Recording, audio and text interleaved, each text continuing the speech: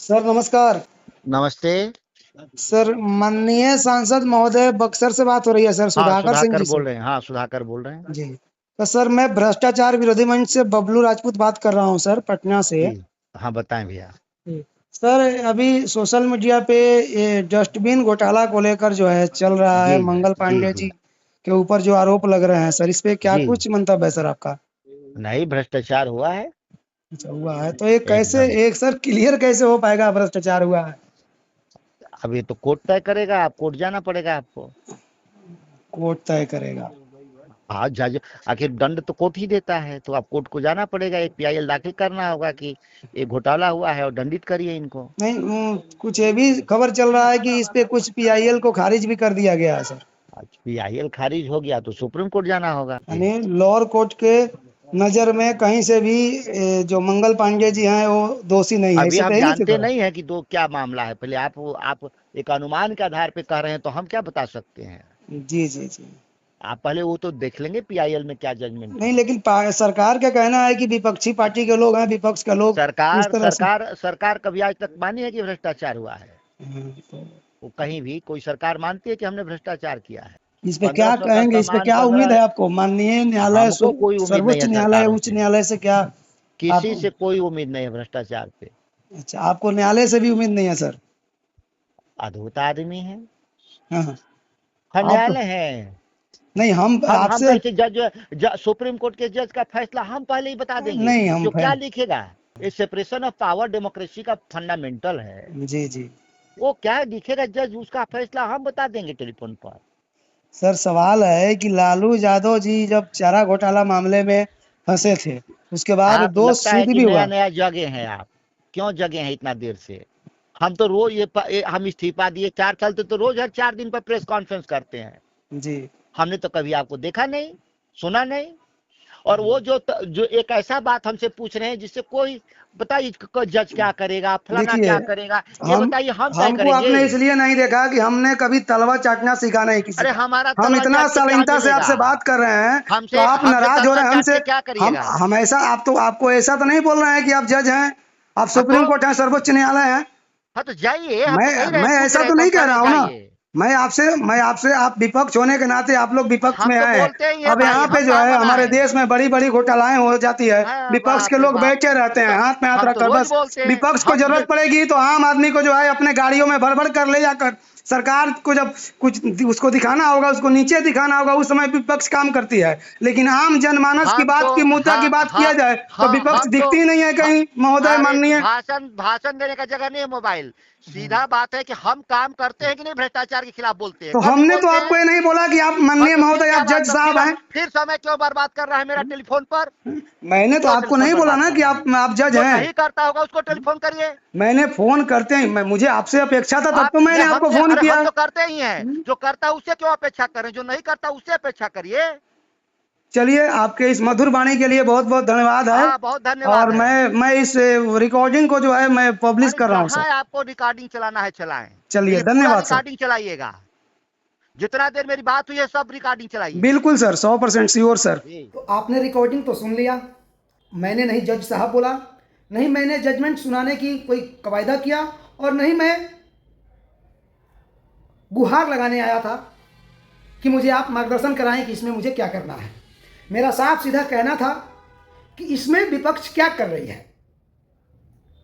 मैंने फ़ोन करते ही पूछा कि आप माननीय सांसद महोदय बक्सर के बोल रहे हैं, सुधाकर सिंह जी? उन्होंने बोला हाँ। फिर इसमें जज और जजमेंट की बात कहाँ से आ गई? मैंने तो बोला ही नहीं कि आप जज साहब बोल रहे हैं, मतलब ही नहीं बनता है। मैंने गुहार भी नहीं लगाया कि मैं आपके शरण में आया हूँ इतना बड़ा भ्रष्टाचार को लेकर। अरे मैंने आपका मंतव्य जानना चाह रहा था। मैं चाह रहा था कि इस तरह जो डस्टबिन घोटाले का, जो 300 करोड़ के घोटाले का जो पूरा अभी सोशल मीडिया पर चर्चाएं चल रही है, इस पर आप क्या कहेंगे? हालांकि उन्होंने एक टूम बोला कि यह भ्रष्टाचार है। हमने बोला कि सरकार मानने को तैयार नहीं है। उन्होंने बोला कि सरकार कभी भी नहीं मानती है। हालांकि उनके बातों से लग रहा था कि उनका सरकार भी इस चीज़ को नहीं मानता है, क्योंकि वो बोल रहे थे कि सरकार कभी भ्रष्टाचार को मानती है कि मैंने किया। लेकिन चलिए, वहाँ तक तो सही था। लेकिन जैसे मैंने पूछना चाहा उनसे कुछ, उससे पहले ही मुझे बोले कि आप कोर्ट में जाइए, हाई कोर्ट में जाइए। मतलब मैं हाई कोर्ट में जाने के लिए मैं कोई फरियादी तो नहीं हूँ कि आपके पास मैं फरियाद लेकर गया था।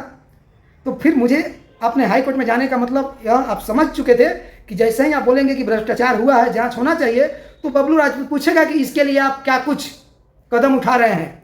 आप भी न्यायालय का दरवाजा खटखटाएंगे क्या? तो फिर माननीय महोदय बातों में फंस जाएंगे। इसलिए उन्होंने डायरेक्ट शिकायतकर्ता मुझे ही बना दिया और मुझे फरियादी बनाकर, और मुझे बोला उन्होंने, माननीय महोदय ने, कि आपको कोर्ट जाना पड़ेगा, हाई कोर्ट जाना पड़ेगा।